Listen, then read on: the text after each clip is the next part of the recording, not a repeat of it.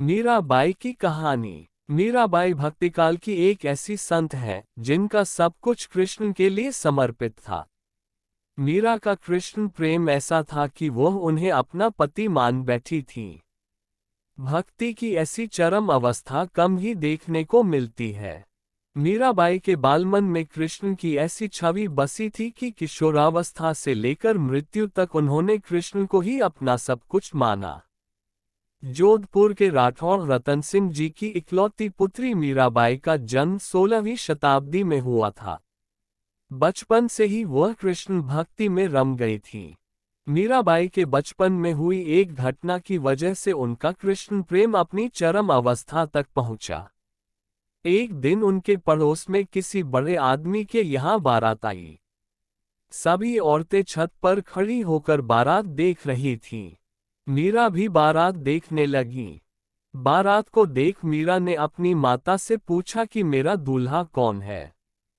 इस पर उनकी माता ने कृष्ण की मूर्ति की ओर इशारा करके कह दिया कि यही तुम्हारे दूल्हा हैं। बस ये बात मीरा के बालमन में एक गांठ की तरह बंध गई।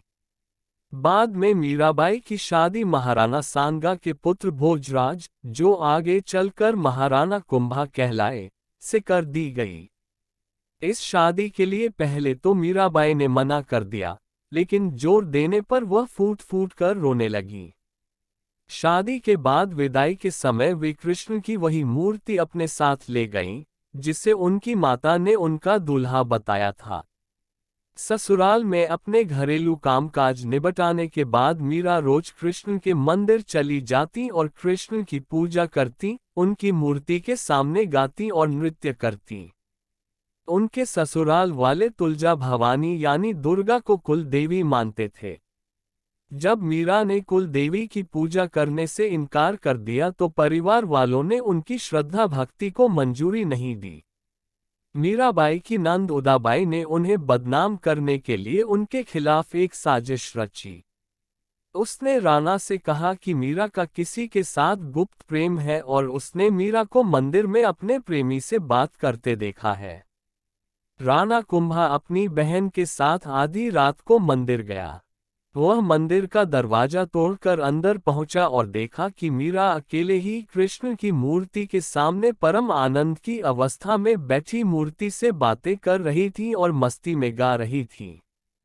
राणा मीरा पर चिल्लाया, मीरा, तुम जिस प्रेमी से अभी बातें कर रही हो, उसे मेरे सामने लाओ। मीरा ने जवाब दिया, वह सामने बैठा है, मेरा स्वामी ज्ञानचोर, जिसने मेरा दिल चुराया है, और वह समाधि में चली गई। इस घटना से राणा कुंभा का दिल टूट गया, लेकिन फिर भी उसने एक अच्छे पति की भूमिका निभाई और मरते दम तक मीरा का साथ दिया। हालांकि मीरा को राजगद्दी की कोई चाह नहीं थी, फिर भी राणा के संबंधी मीरा को कई तरीकों से सताने लगे। कृष्ण के प्रति मीरा का प्रेम शुरुआत में बेहद निजी था, लेकिन बाद में कभी कभी मीरा के मन में प्रेमानंद इतना उमड़ पड़ता था कि वह आम लोगों के सामने और धार्मिक उत्सवों में नाचने गाने लगती थीं। वे रात में चुपचाप चित्तौड़ के किले से निकल जाती थीं और नगर में चल रहे सत्संग में हिस्सा लेती थीं। मीरा का देवर विक्रमादित्य, जो चित्तौड़गढ़ का नया राजा बना, बहुत कठोर था। मीरा की भक्ति, उनका आम लोगों के साथ घुलना मिलना और नारी मर्यादा के प्रति उनकी लापरवाही का उसने कड़ा विरोध किया। उसने मीरा को मारने की कई बार कोशिश की। यहाँ तक कि एक बार उसने मीरा के पास फूलों की टोकरी में एक जहरीला सांप रखकर भेजा और मीरा को संदेश भिजवाया कि टोकरी में फूलों के हार हैं।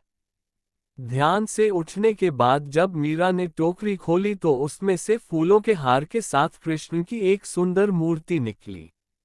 राणा का तैयार किया हुआ कांटों का बिस्तर भी मीरा के लिए फूलों का सेज बन गया जब मीरा उस पर सोने चली। जब यातनाएं बर्दाश्त से बाहर हो गईं, तो उन्होंने चित्तौड़ छोड़ दिया। वे पहले मेड़ता गईं, लेकिन जब उन्हें वहां भी संतोष नहीं मिला तो कुछ समय के बाद उन्होंने कृष्ण भक्ति के केंद्र वृंदावन का रुख कर लिया। मीरा मानती थी कि वह गोपी ललिता ही हैं, जिन्होंने फिर से जन्म लिया है। ललिता कृष्ण के प्रेम में दीवानी थी। खैर, मीरा ने अपनी तीर्थयात्रा जारी रखी। वे एक गांव से दूसरे गांव नाचती गाती पूरे उत्तर भारत में घूमती रहीं। माना जाता है कि उन्होंने अपने जीवन के अंतिम कुछ साल गुजरात के द्वारका में गुजारे। ऐसा कहा जाता है कि दर्शकों की पूरी भीड़ के सामने मीरा द्वारकाधीश की मूर्ति में समा गईं।